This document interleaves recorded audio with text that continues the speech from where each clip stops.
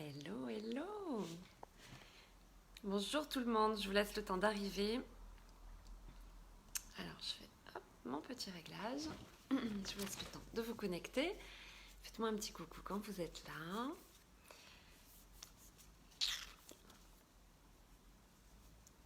J'espère que vous allez bien, que vous êtes en pleine forme sur cette dernière ligne droite avant les fêtes de Noël.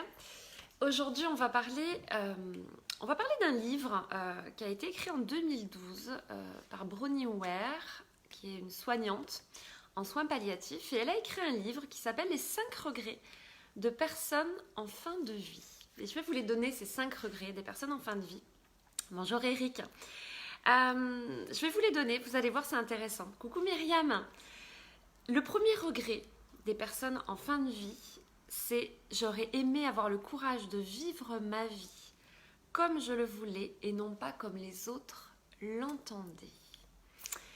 Je vous propose même de noter ces 5 regrets des personnes en fin de vie parce que vous allez voir que ce sont des choses qui très souvent figurent parmi ce qu'on ne met pas forcément en place. Oh, coucou Philippe. Donc j'aurais aimé avoir le courage de vivre ma vie comme je le voulais, non pas comme les autres l'entendaient. Alors c'est important, vous le savez, c'est quelque chose que je vous dis fréquemment. C'est important de se dissocier de ce que peut penser l'entourage de nos choix de vie. Je suis toujours aussi bien coiffée en fait. Je devrais me faire un brushing peut-être avant mes lives. C'est toujours important de se dissocier de ce que peuvent penser les personnes autour de vous. Encore une fois, je l'ai déjà expliqué, mais les personnes autour de vous, quand elles ne sont pas d'accord avec vos choix de vie, coucou Sébastien, elles ne le font pas forcément à mal, elles le font en fonction... Moi, souvent, je me dis que je peux partir dans l'instant. Oui, exactement. Mais c'est important de l'avoir à l'esprit parce qu'effectivement, on n'a jamais la date de fin. On connaît la date de début. Mais bonjour Sandrine, mais on ne connaît pas la date de fin. Donc ça, c'est important pour être vraiment dans l'instant présent, pour vraiment profiter de chaque moment qui se présente. Mais vous allez voir que ces 5 regrets donc des personnes en fin de vie, elles sont intéressantes à développer. Et oui, tu as parfaitement raison Philippe. Mais elles sont intéressantes à développer et puis elles sont intéressantes surtout à enregistrer. Donc je vous le dis souvent, les personnes parfois ne comprennent pas vos choix. Que ce soit le fait de changer d'emploi, que ce soit le fait de quitter une personne, que ce soit le fait de déménager à l'autre bout du monde, que ce soit X choix. Parfois les personnes autour de vous ne le comprennent pas et ne le valident pas. Et c'est vrai que dans mes accompagnements, je le vois souvent, ça peut impacter parce qu'on est dans l'attente que les personnes autour de nous soient contentes pour les choix qu'on va faire. Or, on n'a pas besoin que les personnes autour de nous, elles valident nos choix. On a juste besoin... Non mais t'as raison Philippe. C'est pas du spam. On n'a pas besoin que les personnes autour de nous valident nos choix. On a juste besoin d'être nous-mêmes en accord avec ces choix. Et donc, avoir ce regret, vraiment, je vous propose de les noter, ces différents regrets, pour vous interroger à chaque fois, pour vous poser cette question. Est-ce que ce sont des regrets que vous pourriez, vous, avoir? Et si c'est le cas, modifiez les choses. Donc, vraiment, pouvoir vivre la vie comme on souhaite la vivre.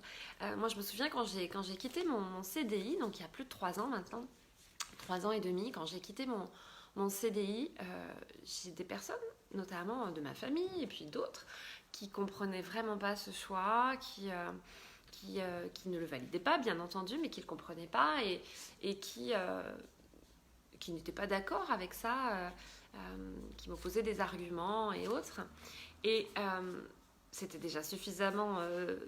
ça avait suffisamment été challengeant pour moi coucou Manu, de prendre ce choix. Et c'est vrai que de voir qu'autour de moi, il y avait toutes ces peurs chez les personnes qui jaillissaient, c'était un petit peu compliqué. Sauf qu'aujourd'hui, j'ai jamais été aussi heureuse que depuis que j'ai fait ce choix-là d'être à mon compte, ce choix-là de plus avoir de salaire, ce choix de décider de mon planning, etc., etc.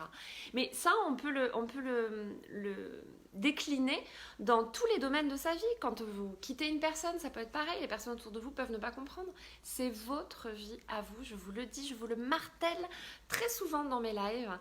C'est votre vie à vous. Et puis, je vais vous annoncer quelque chose qui va peut-être pas vous faire plaisir, mais qui est une vérité absolue. absolue, c'est que quand vous serez à la dernière minute de votre vie, vous serez seul. Même si vous êtes entouré de plein de personnes, vous serez seul à faire ce bilan.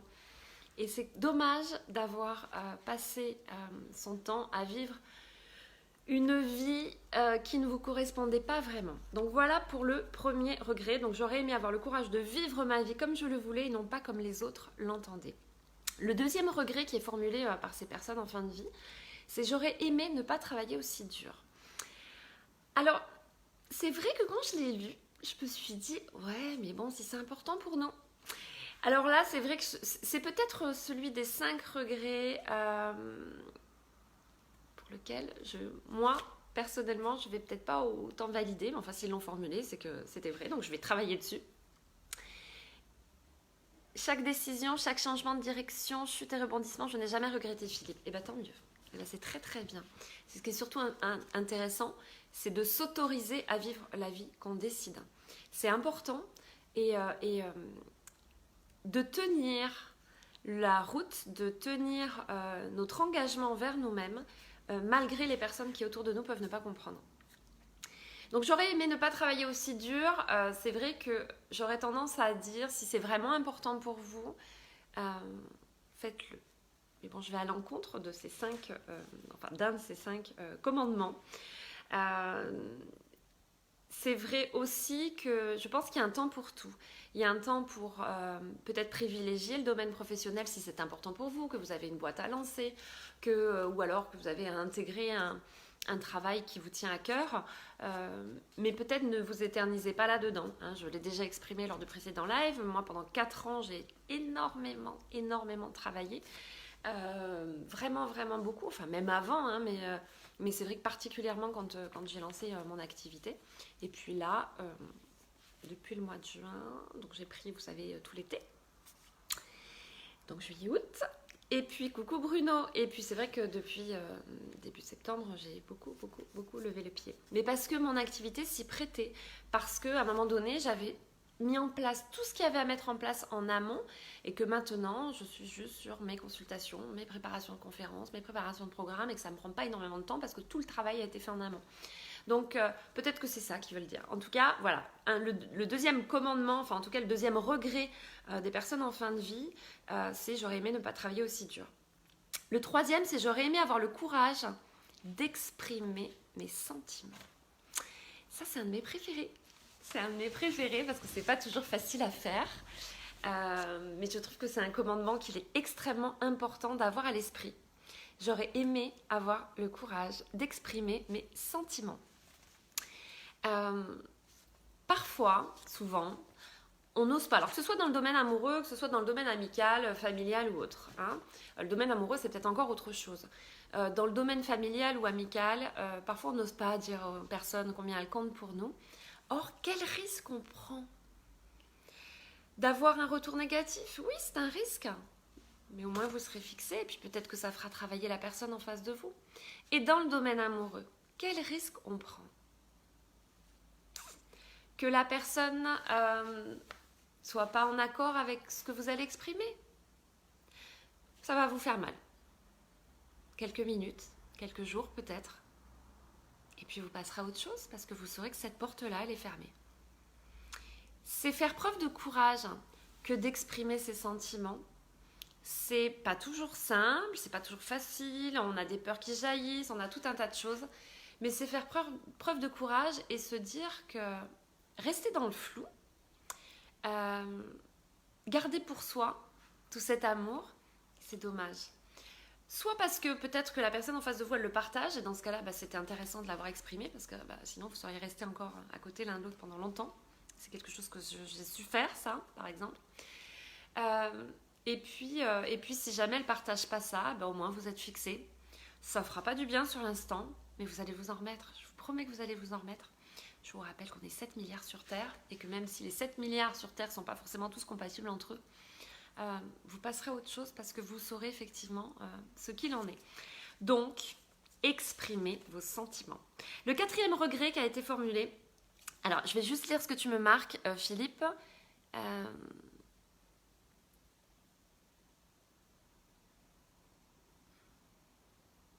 Oui, quel bonheur de pouvoir dire les choses.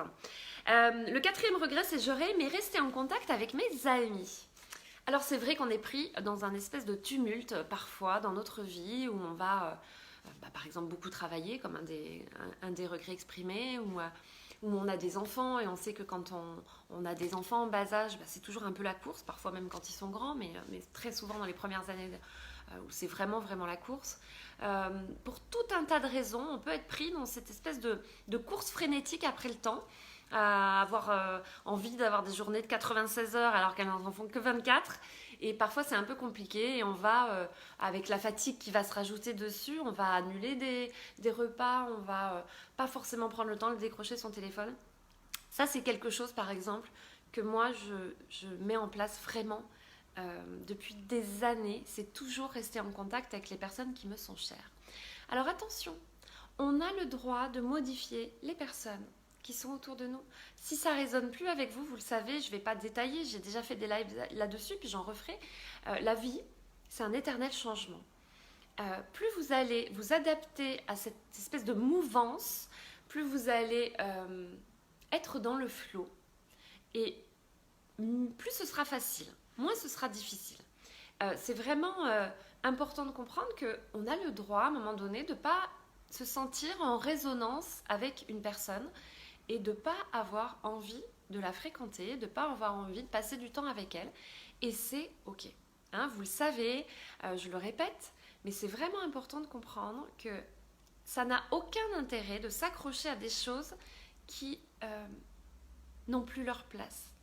Peut-être temporairement, et puis peut-être définitivement. Donc c'est tout en bienveillance, évidemment. Le but, c'est pas de claquer la porte au nez de la personne, de l'envoyer balader.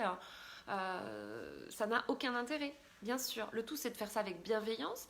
Mais si ça ne résonne plus, de passer une heure avec cette personne, d'aller boire un apéro, de manger quelque chose, peu importe, ne vous forcez pas, ça n'a aucun sens. Par contre, les personnes qui comptent pour vous, c'est important d'alimenter ça. Alors pas forcément, évidemment, ce sera en fonction de votre emploi du temps, même si vous savez que je m'occupe aussi de la gestion du temps et qu'on peut toujours, bonjour Barbara, on peut toujours avoir du temps pour ce qui est important pour nous. C'est vraiment important justement de déterminer quels sont ces essentiels et à placer en priorité dans notre emploi du temps.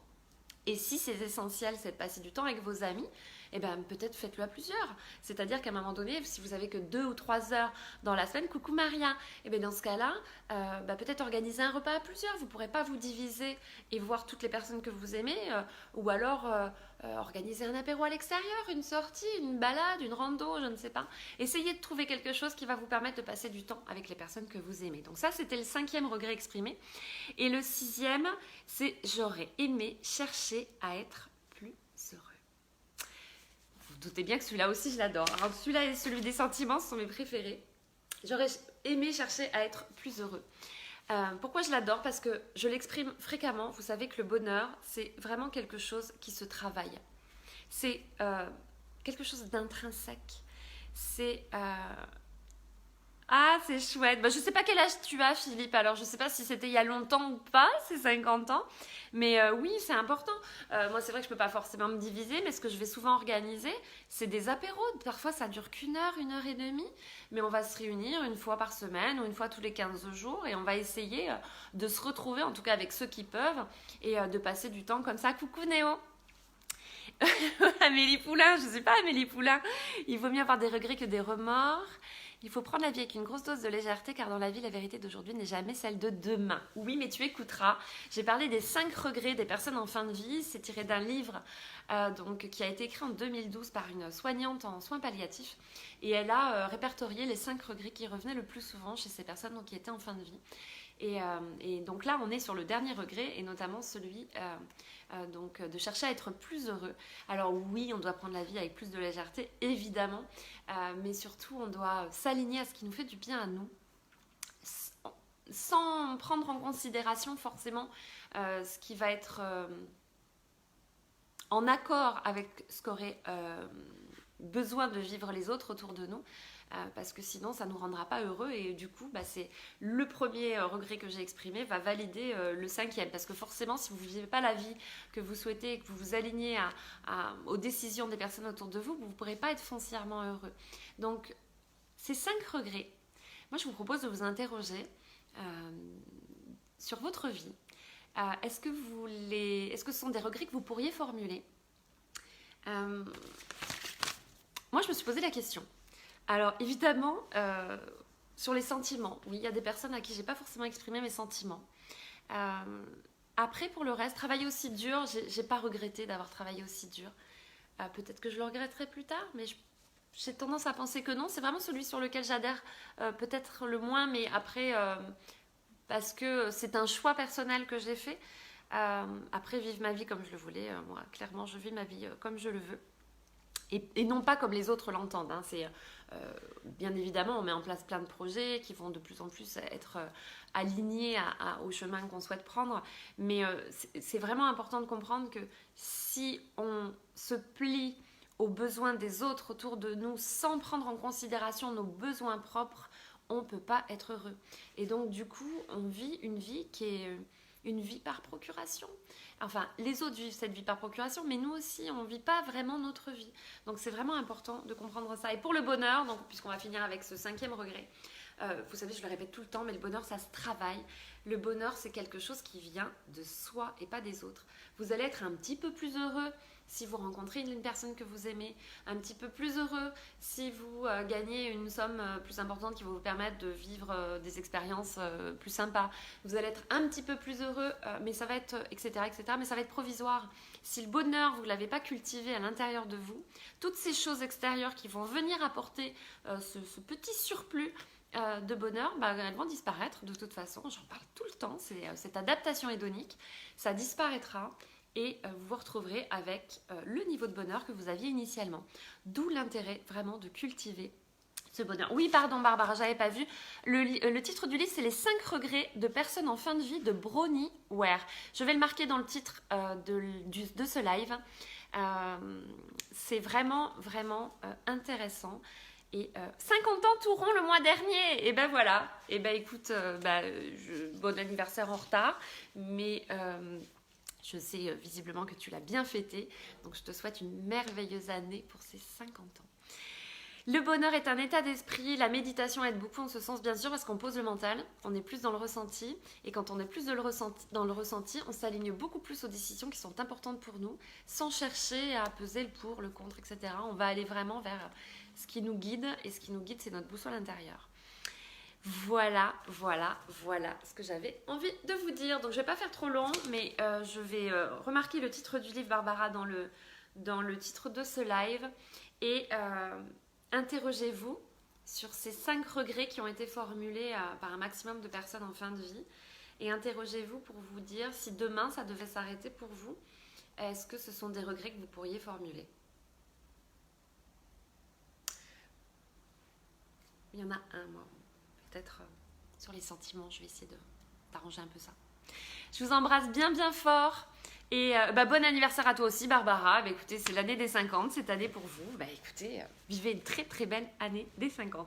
Je vous embrasse bien fort, je vous souhaite une très très belle journée.